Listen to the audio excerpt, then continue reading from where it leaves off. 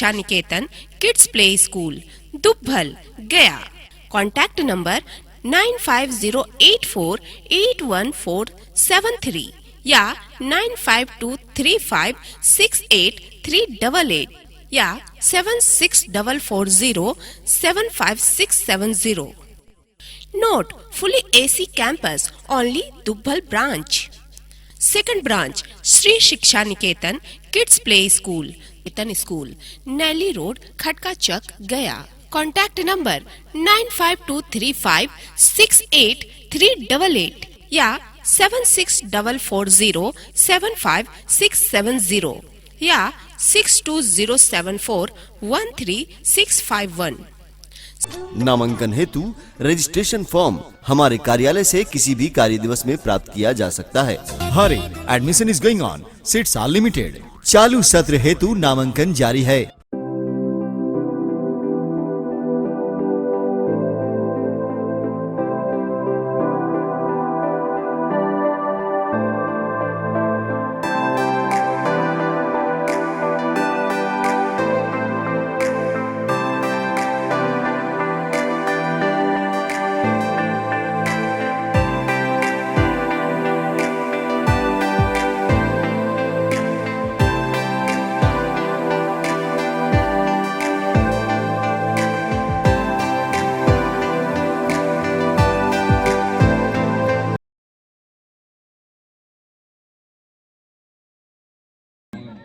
आपने देखा कि पीछे किस तरीके से एक खिलते हुए फूल को कुचलने का प्रयास किया गया।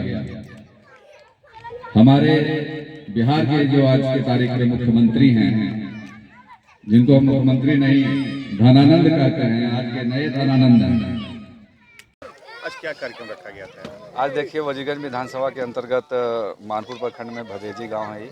हम लोग पीछे भी कार्यक्रम कर रहे हैं कि हर पंचायत में हम चाहते हैं कि ये बैठक हो, पंचायत बाई पंचायत। हमारे के यहाँ 32 पंचायत है और 8 वार्ड है जो मानपुर का है। तो वार्ड तो मान लिया 2 पंचायत को मिला के है तो 1 वार्ड में कर लेंगे लास्ट में, लेकिन अभी हम पंचायत बाई चल रहे हैं। हर महीने कम से कम 2 पंचायतों में हम लोग बैठक करने का प्रयास कर रहे हैं। पीछे उद्देश्य क्या है? उद्देश्य है हमारा कि वजीगंज विधानसभा के अंदर अपने संगठन को मजबूत करना है। लोक जनशक्ति पार्टी रामविलास के जो कार्यकर्ता है उनको ज़मीन तक उनको बताना है कि हमारा नेता है वो चिराग पासवान है, हमको उनको मुख्यमंत्री बनाना है। और वजीगंज विधानसभा में अभी तक जो उलट पुलट चल रहा है उसमें खटपट खड़ना है। जैसे सिक्के के एक ही पहलू हैं। सोलो मूवी देखी होगी आपने, उसमें देखते थे कि जब आता हेड ही आता, तो ये हेड वाला खेल करना है। खटपट तो होगा यहाँ और शुरुआत हो गई है।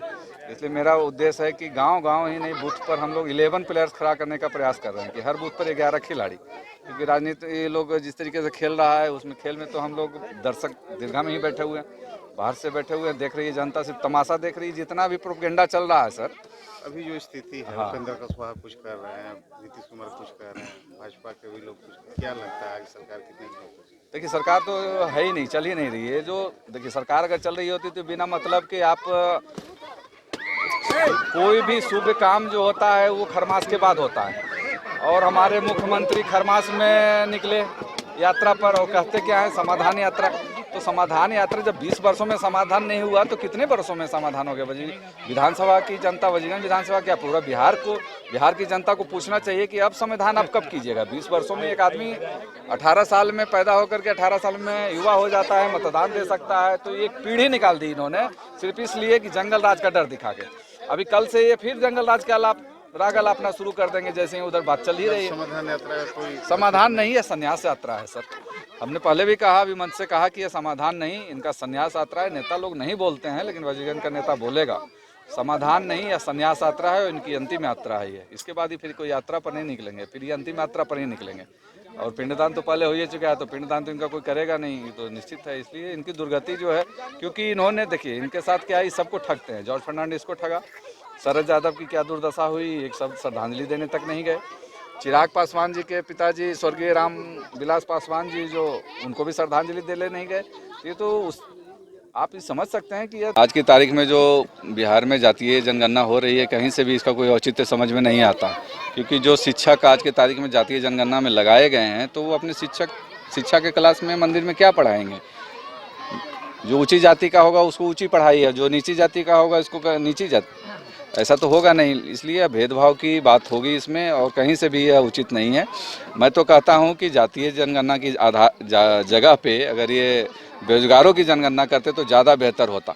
पलायनों की व्यवस्था, पलायन जो लोग कर रहे हैं बिहार से, उसकी गणना करते कि कितने लोग पलायन कर रहे हैं, उसकी जानकारी अगर लेते तो ज़्यादा बेहतर होता। इसलिए जातीय जनगणना बिल्कुल भी उचित नहीं है। राज्य के हित में, देश के हित में बेरोजगारों की गणना होनी चाहिए कि बेरोजगार कितने हैं, बीमार कितने हैं, और इसकी भी जांच होनी चाहिए। जो अभी देख रहे हैं बार बार एग्जाम देते हैं युवा साथी और क्वेश्चन आउट हो जाता है, किसी भी राज्य में ऐसा नहीं होता। तो कहीं ना कहीं यह युवाओं के साथ धोखा है, बिहार के साथ धोखा है। बहुत बहुत धन्यवाद साथियों।